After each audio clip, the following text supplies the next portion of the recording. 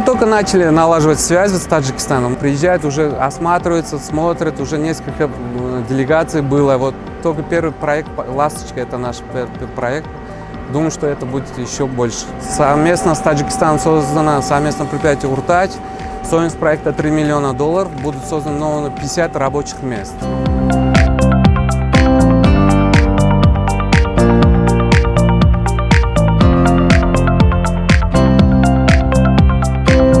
Для всех бизнесменов созданы единые условия для независимой страны.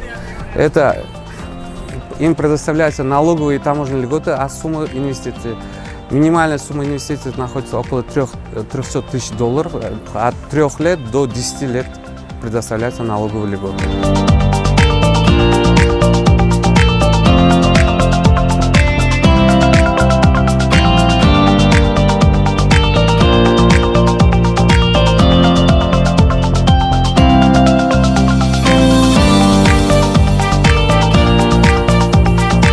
В настоящее время в свободной экономической зоне Ургут реализуется 65 проектов на общей сумме $232 миллиона США. В чем смысл свободной экономической зоны? Это для привлечения инвестиций, создания новых рабочих мест. Вот рабочие места, обеспечение населения, доходы населения — это же все хорошо. Новые инвестиции, новые заводы, новые производства, увеличится экспорт продукции, поступит увеличение валютных поступлений.